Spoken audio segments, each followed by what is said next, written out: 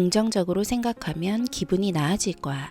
이 말 한 번쯤 들어보셨을 텐데요. 힘든 상황에서 긍정적인 마인드를 가지면 도움이 될까요?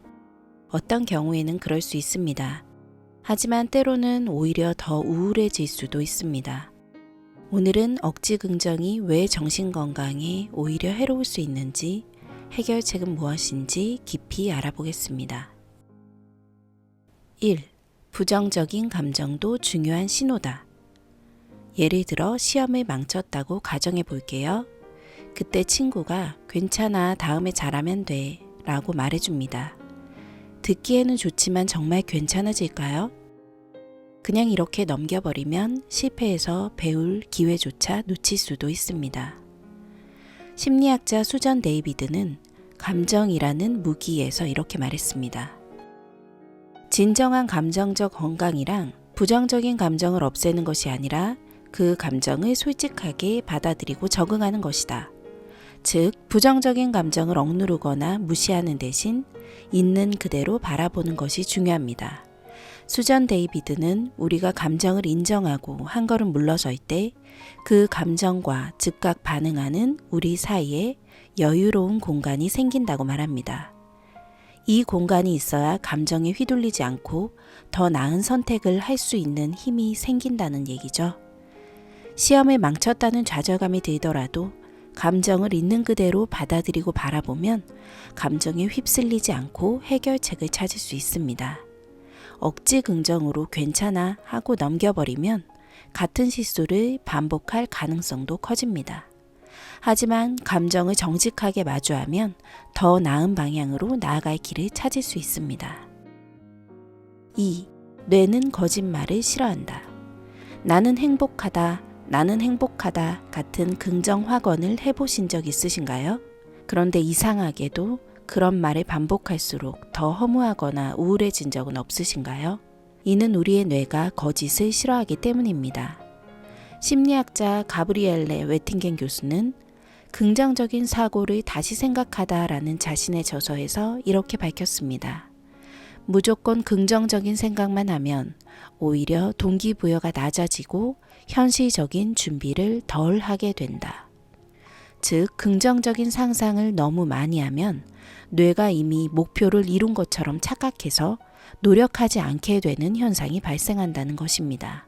예를 들어 다이어트를 해야 하는 사람이 있다고 가정해 볼게요.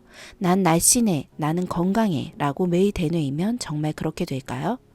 오히려 뇌는 이미 목표를 이룬 것 같아 라고 착각해서 행동에 나설 동기를 잃어버립니다. 현실은 바뀌지 않았는데 머릿속에서만 바뀌었다고 믿으면 오히려 무기력해질 수 있습니다. 따라서 단순한 긍정이 아니라 현실적인 계획과 행동을 수반하는 긍정적인 사고방식이 필요합니다. 3. 억지 긍정은 감정을 무시하는 것이다. 기분이 안 좋을 때 억지로라도 좋은 기분을 유지하려고 애써 본 적 있으신가요? 예를 들어 너무 힘든 하루를 보냈는데도 그래도 난 행복해 라고 자신을 다그치는 것. 심리학 연구에 따르면 감정을 억누를수록 오히려 그 감정이 더 강해진다고 합니다. 이는 하버드대학교 사회심리학자 다니엘 웨그너 교수의 연구를 통해 알려지게 되었는데요. 반동 효과 혹은 배꼽 효과라고 불립니다. 그는 참가자들에게 하얀 곰을 생각하지 마세요 라고 지시했습니다. 그러자 놀랍게도 참가자들은 하얀 곰을 더 자주 떠올리게 되었습니다. 이와 마찬가지로 슬픔이나 불안을 억누르려 하면 오히려 그 감정이 더욱 강하게 다가올 수 있습니다. 그래서 그는 원치 않는 부정적 생각을 다루는 몇 가지 방법을 제안했습니다. 이것을 바탕으로 억지 긍정의 함정에서 벗어날 수 있으면 좋겠습니다.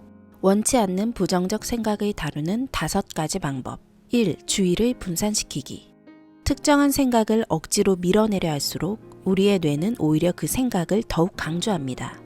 이럴 땐 아예 다른 방해 요소를 선택해 집중하는 것이 도움이 됩니다. 머릿속에서 배꼽을 떠올리지 말라고 하면 더 생각나죠? 하지만 배꼽 대신 얼룩말을 떠올리라고 하면 배꼽 생각이 줄어듭니다. 즉, 다른 생각으로 자연스럽게 주의를 돌리면 원치 않는 생각이 흐려질 수 있습니다. 2. 생각을 미루기. 아예 걱정할 시간을 따로 정하자. 지금 당장 이 생각을 멈춰야 해 라고 할수록 그 생각은 더 강해집니다. 하지만 걱정하는 시간을 따로 정해두면 오히려 생각이 줄어든다는 연구 결과가 있습니다. 하루 중 걱정 타임을 정하고 그 시간에만 신경 쓰기로 합니다. 나머지 시간에는 그 생각을 미뤄두는 것이죠. 이 방법은 경미한 걱정에는 효과적이지만 너무 강한 불안에는 오히려 효과가 적을 수 있다고 합니다. 3. 멀티태스킹 줄이기. 연구에 따르면 멀티태스킹을 많이 하는 사람일수록 불필요한 생각이 더 많아진다고 합니다. 뇌가 여러 가지를 동시에 처리할 때 원치 않는 생각까지 함께 활성화되기 때문인데요. 그러니 한 번에 하나씩 집중하는 것이 좋습니다.